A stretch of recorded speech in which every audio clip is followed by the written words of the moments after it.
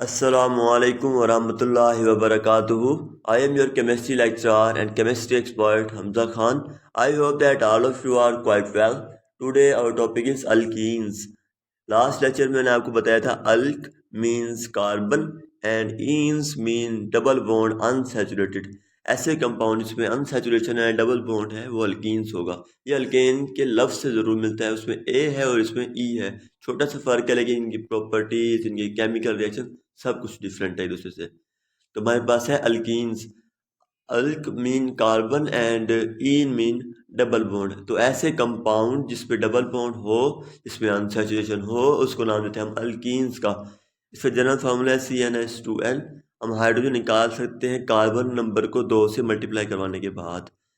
इसकी ज्योमेट्री है trigonal planar, इसमें हाइब्रिडाइजेशन होती है sp2।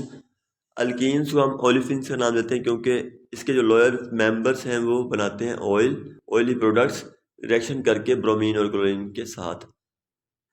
उसके बाद है फिजिकल प्रॉपर्टीज। कार्बन नंबर 2 से कार्बन नंबर 4 तक गैसेज होती हैं, 5 से 15 तक लिक्विड्स, और इससे जो हायर हैं 16, 17, 18 तो वो सॉलिड होते हैं। ये वीकली पोलर होते हैं क्योंकि इसमें sp2 हाइब्रिडाइजेशन है। ये नॉन पोलर सॉल्वेंट में सॉल्यूबल होते हैं क्योंकि ये खुद नॉन पोलर हैं, like dissolve like. They have characteristic smell होती है इनके पास, और उसके अलावा ये वाटर से थोड़े से लेस डेंस होते हैं, यानी कि थोड़े गाढ़े होते हैं। प्रेपरेशन है कि पहला मेथड है डिहाइड्रेशन ऑफ अल्कोहल। अल्कोहल में से पानी को रिमूव करवाएंगे तो हमारे पास अल्कीन हासिल होगा। आप रिएक्शन में देख सकते हैं, हमने एक प्राइमरी अल्कोहल लिया, उसमें से हमने OH एक कार्बन से और सेकेंडरी कार्बन से हमने H रिमूव करवाया और हमारे पास अल्कीन हासिल हो गया in the presence of aluminium oxide. उसके बाद है 3 डिफेंस। सबसे पहले टर्शरी जो अल्कोहल होगा वो रिएक्शन देगा आसानी से, फिर सेकेंडरी, फिर प्राइमरी। टर्शरी करवाने के लिए थोड़ा कैटलिस्ट चाहिए, सेकेंडरी करवाने के लिए उससे थोड़ा सा ज़्यादा चाहिए 60%, प्राइमरी करवाने के लिए 75% कैटलिस्ट चाहिए क्योंकि ये आसानी से ये रिएक्शन नहीं देते। बस इसमें यही फ़र्क है, प्राइमरी लेंगे तो भी अल्कीन बनेगा, सेकेंडरी लेंगे तो भी अल्कीन, प्रोडक्ट सेम रहेंगे, अल्कीन ही बनेगा और वाटर, लेकिन कैटलिस्ट में फ़र्क आएगा और रिएक्टेंट में फ़र्क आएगा। प्राइमरी मुश्किल से देते हैं, टर्शरी सबसे इजीली रिएक्शन देते हैं। उसके बाद है dehydro halogenation of alkyl halide. हमने एक हाइड्रोजन, डी हाइड्रो मतलब कि एक हाइड्रोजन रिमूव करवाना है, हैलोजिनेशन एक हैलोजन ग्रुप रिमूव करवाना है in the presence of KOH, हमारे पास अल्कीन हासिल हो जाएगा। ये रिएक्शन आप देख सकते हैं, हमने एक अल्काइल हैलाइड लिया, उसमें से हमने एक हाइड्रोजन रिमूव करवाया सेकेंडरी कार्बन से, प्राइमरी कार्बन से हैलोजन रिमूव कराया, अल्कीन हासिल हो गया।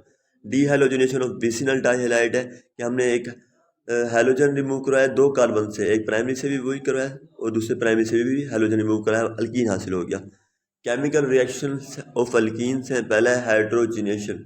हाइड्रोजिनेशन लास्ट लेक्चर में बताया था कि एडिशन ऑफ हाइड्रोजन, हाइड्रोजन को ऐड करेंगे, जो कार्बन कार्बन डबल बॉन्ड है वो सिंगल बॉन्ड में कन्वर्ट हो जाएगा, अल्केन बन जाएगा। इसको हमने प्रेपरेशन ऑफ अल्केन में देखा था।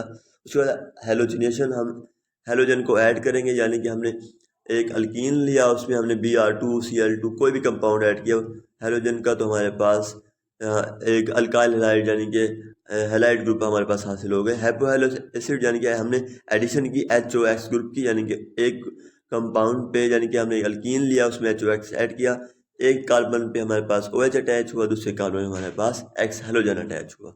उसके बाद है हाइड्रो हैलोजिनेशन।